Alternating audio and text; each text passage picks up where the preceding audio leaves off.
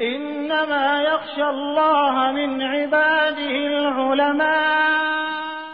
جرأت کا نام ہے دیوبند والے. أعوذ بالله من الشيطان الرجيم. بسم الله الرحمن الرحيم.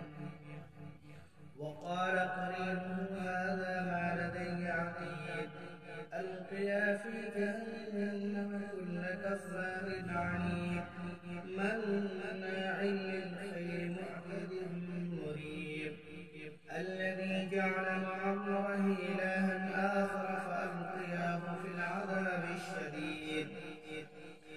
قال قرينه ربنا ما أطغيته ولكن كان في ضلال بعيد. قال لا تختصموا لدي وقد قدمت إليكم بالوعيد.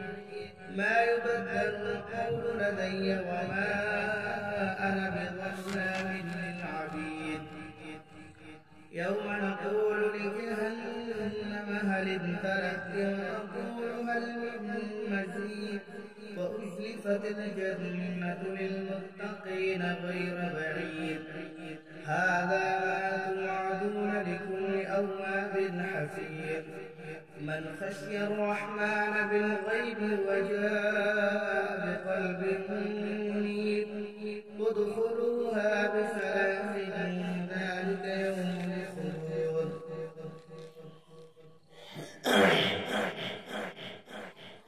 بسم الله الرحمن الرحيم.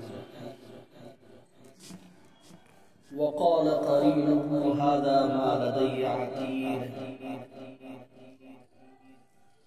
اور اس کے ساتھ رہنے والا فرشتہ یہ کہے گا کہ یہ وہ ہے جو میرے پاس تیار ہے.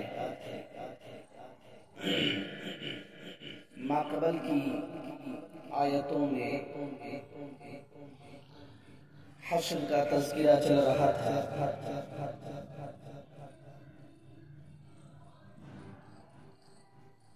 اور ماقبل میں یہ بات بھی آئی تھی کہ ان کے ساتھ دو فرشتے ہیں. ایک کو اللہ رب العزت نے صائق کہہ کر فرمایا اور دوسرے کو شہید فرمایا. جیسے کہ کل بات آ چکی تھی کہ اکثر مفسرین کرام اس بات پر متفق ہے کہ صائق اور شہید یہ کرامن کاتبین ہی ہیں. وہی دو فرشتے جو دنیا میں انسانوں کے ساتھ مقرر تھے دائیں اور بائیں، وہی دو فرشتے مراد ہے. اور بعض مفسرین کا قول ہے کہ یہاں قیامت کے روز صائق اور شہید جو فرشتے مراد ہے ان سے دنیاوی فرشتے کے علاوہ دوسرے فرشتے مراد ہیں. لیکن صحیح قول کیا ہے کہ صائق اور شہید وہی فرشتے ہیں کرامن کاتبین. خیر،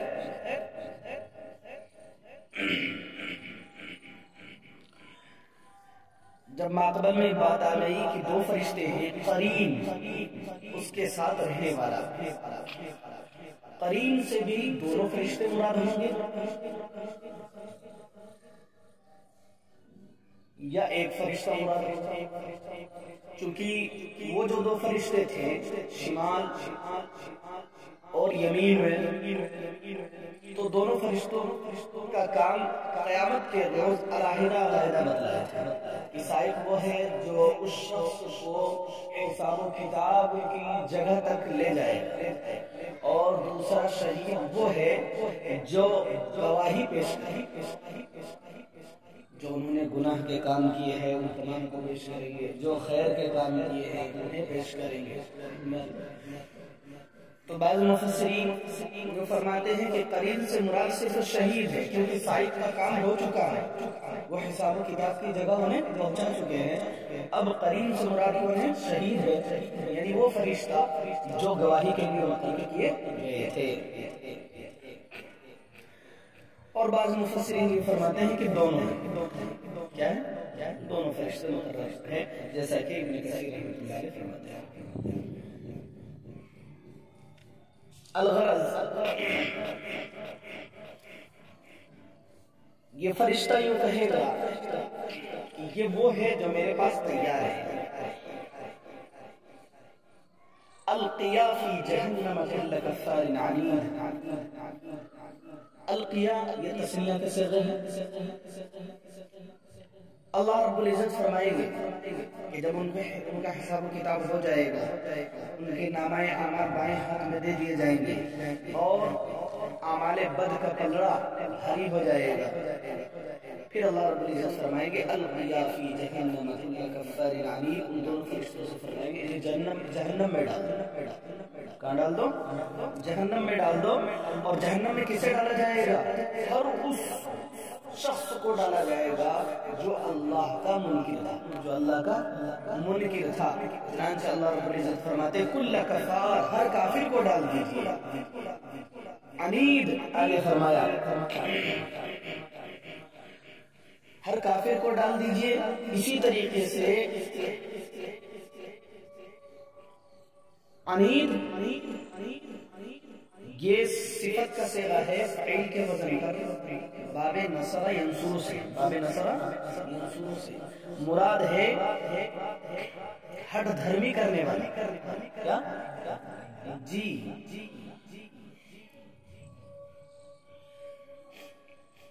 تو ہر ایسے شخص کو جہنم میں ڈال دیجیے جو کافر ہو، ہٹ دھرمی کرنے والا ہو. مناع للخیر معتد مریب. مناع یہ بھی مبالغہ کا صیغہ ہے. منع سے روکنے کے معنی، خیر کا روکنے والا. جی جو شخص بھلائی سے کسی انسان کو روکتا تھا، عبادت کرنے سے، اطاعت کرنے سے روکتا تھا، ایسے شخص کو جہنم میں ڈال دیا جائے. معتدی جو حد سے زیادہ تجاوز کیا کرتے تھے. معتدی حد سے تجاوز کرنے والا. اعتداء افتعال سے جی حد سے تجاوز کرنے والا. مطلب یعنی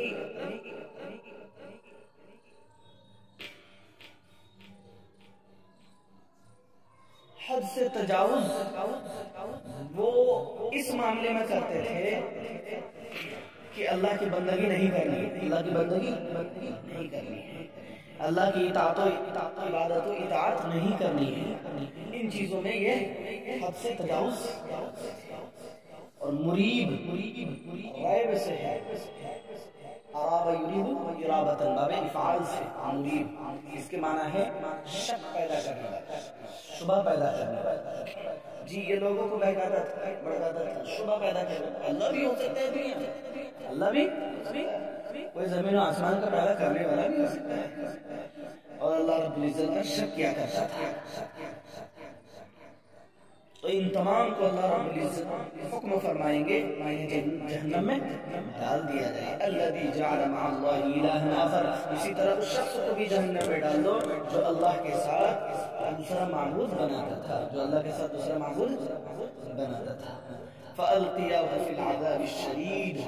تو انہیں سخت عذاب میں ڈال. سخت عذاب میں ڈال دو. وہ سخت عذاب کیا ہے؟ جہنم. کیا بھائی؟ جہنم. آگے پھر فرماتے ہیں قال قرینه ربنا ما اطغیته ولكن كان في ضلال بعید. یہاں بھی قرین سے مراد وہی دو فرشتے ہیں. اور حضرت مفتی شفیع نعمانی نور اللہ مرقدہ فرماتے ہیں کہ قریب جس طرح ہر انسان کے ساتھ دو فرشتے رہتے ہیں، اسی طرح ہر انسان کے ساتھ ایک شیطان بھی رہتا ہے. ہر انسان کے ساتھ ایک شیطان بھی رہتا ہے. چنانچہ یہ کفار و مشرکین جب قیامت کے دن پھنس جائیں گے، اب کوئی چارہ نہیں کہ ہمارے لیے جہنم کے فیصلے ہوں گے، تو اللہ رب العزت سے کہے کہ جی گناہ کے کام میں ہمیں تو یہ شیطان اگرتا تھا، ساری شرارتیں یہی کرواتا تھا. تو اس وقت شیطان کہے قال قرینه ربنا ما اطغیته ولكن كان في ضلال بعید. شیطان کہے گا کہ ہمارے پروردگار میں نے اسے کبھی نہیں ورگلایا، نہ میں انہیں شرارت میں مبتلا کیا، بلکہ یہ تو خود دور دراز کی گمراہی میں مبتلا تھا، خود ہی دور دراز کی گمراہی میں مبتلا تھا، ہم سے اس کا کوئی مطلب نہیں۔ ہاں میں نے تھوڑا بہت اتنا کام کیا کہ میں نے اس کے سامنے خواہش کی چیزیں رکھی اور یہ بتا دیا کہ یہ کام کرنے سے اچھا ہوگا، سمجھ گئے؟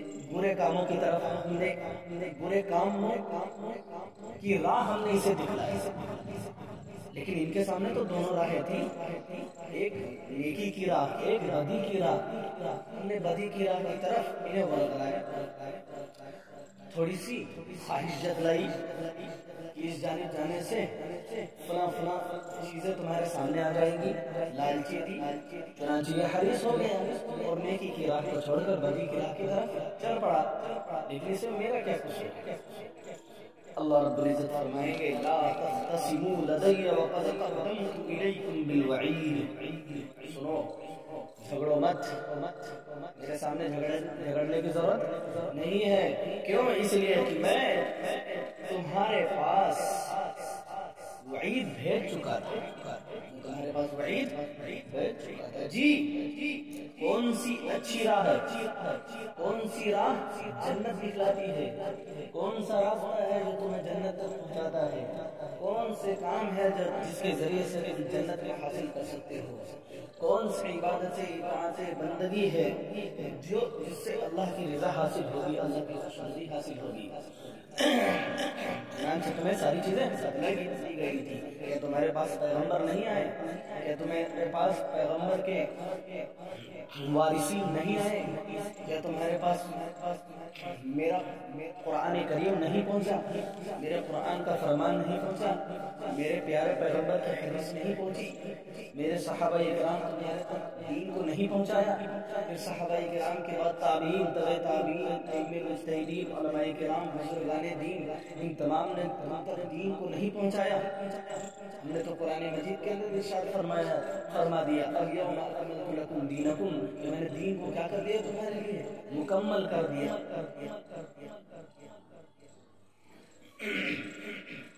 اب یہاں کوئی بہانہ اور حیلہ چلنے والا نہیں ہے۔ لا تختصموا، تم جھگڑو مت، لا تختصموا لدی، تم میرے پاس مت جھگڑو، وقد قدمت الیکم بالوعید، اور تحقیق کہ تمہارے پاس میرا وعید آ چکا ہے، میرا وعید دنیا ہی میں آ چکا ہے۔ ما یبدل القول لدی وما انا بظلام للعبید، اب جب تم میرے پاس آئے ہو تو سن لو، ما یبدل القول لدی، میرے پاس بات نہیں بدلی جائے گی اور میں کسی بندے پر ظلم کرنے والا نہیں ہوں۔ سمجھ گئے؟ جی کیا مطلب؟ جو فیصلہ ہو گیا ہو گیا، دنیا میں جو باتیں کھل کر آ گئی تھی کہ اللہ کی بندگی نہیں کرو گے، اللہ کو ایک نہیں مانو گے تو جہنم میں سڑو گے، لہٰذا اب وہ بات بدلی نہیں جائے گی بلکہ اسی بات پر فیصلہ ہوگا۔ سمجھ میں آ رہی بات؟ اور سنو، فیصلہ ایسا ہوگا کسی بندے پر، کسی ایک شخص پر بھی ظلم کا شائبہ تک نہیں پا سکتا، ذرہ برابر بھی ظلم نہیں ہوگا۔ ان اللہ لا یظلم مثقال ذرہ، بے شک اللہ رتی برابر بھی کسی پر ظلم نہیں کرتا۔ لیکن ایک بات یہاں نہیں سمجھے، اللہ رب العزت نے ظلام فرمایا، ظلم نہیں، ظالم نہیں فرمایا، کیا فرمایا؟ ظلام، بالغ کیسے؟ کیا مطلب؟ اس کا کوئی یہ مطلب نہ سمجھے ظلام بہت زیادہ ظلم نہیں کریں گے بلکہ تھوڑے بہت ظلم کریں گے، یہ بھی تو ایک مطلب ہو سکتا ہے کہ بہت ظلم نہیں کریں گے لیکن چھوٹا ظلم کر سکتے ہیں۔ وہ اس بات کو نہ سمجھے، ظلام مبالغہ کا صیغہ لا کر کے اس بات کو نہیں بتلایا، بلکہ ظلام کا صیغہ کیوں لایا ہے؟ شیخ الہند رحمۃ اللہ علیہ فرماتے ہیں کہ دیکھیے رحمان بے انتہا رحم کرنے والا، بڑا مہربان، سمجھ گئے؟ رحیم یہ سارے قائد سے ہیں مبالغہ کے علیم زیادہ جاننے والا. سمجھ گئے جی. ستار العیوب عیبوں کو خوب چھپانے والا. قہار جبار. اللہ کی جتنی صفاتی نام ہیں تمام کے تمام مبالغہ کے. اللہ کے لیے کون سی صفات استعمال ہے؟ اللہ جس چیز جو صفات ہے اللہ کے لیے وہ تمام کے تمام مبالغہ کے لیے ہے کہ نہیں؟ جی اللہ سب سے زیادہ جاننے والا ہے. اللہ سب سے بڑی حکمت والا ہے. اللہ باریک بھی خبر رکھنے والا ہے. اللہ سب سے زیادہ دیکھنے والا ہے. اللہ رب العزت سب سے زیادہ رزق دینے والا ہے. اللہ رب العزت سب سے زیادہ عیبوں کو چھپانے والا ہے. اللہ رب العزت بے انتہا مغفرت کرنے والا ہے. اللہ رب العزت بڑا مہربان نہایت رحم کرنے والا ہے. تو یہ تمام صفات دیکھ لیجیے آپ مبالغہ کے ہے کہ. اب آپ یوں سمجھیں حضرت شیخ الہند رحمۃ اللہ علیہ فرماتے ہیں کہ جس طرح تمام صیغے کاہے کا ہے مبالغہ کی ہیں. نعوذ باللہ اگر اللہ پر یہ گمان کیا جائے کہ اللہ بندوں پر ظلم کرے گا، نعوذ باللہ، سمجھ میں آ رہی تو اللہ کا ظلم کیسا ہوگا؟ تھوڑا بہت ظلم ہوگا، بے انتہا ظلم ہوگا. کیونکہ جب بے انتہا رحم کرنے والا، بے انتہا مغفرت کرنے والا، تو اسی طرح نعوذ باللہ اگر ظلم کا آپ تصور کریں گے تو کیا تصور کریں گے کہ بے انتہا ظلم کرنے والا. سمجھ میں آ رہی بات؟ لیکن اللہ رب العزت ظلم نہیں کرتا ہے، اس لیے مبالغے کے صیغہ لا کر کے بتا دیا کیا وما انا بظلام للعبید. کچھ بھی ظلم نہیں، کچھ بھی ظلم نہیں. سمجھے جی؟ جب یعنی اس بات میں لاتے ہیں مبالغے کا صیغہ لاتے ہیں بہت ظلم کرنے والا. اب نفی میں لائیں گے تو کیا لیں گے؟ بالکل ظلم کرنے والا نہ، بالکل ظلم کرنے والا نہ. تو اس لیے مبالغہ سے صیغہ ہے. سمجھ گئے؟ سمجھ گئے یہ نقطے کی بات. جی تو میری بات نہیں بدلی جائے گی اور میں بندوں پر ظلم کرنے والا نہیں ہوں.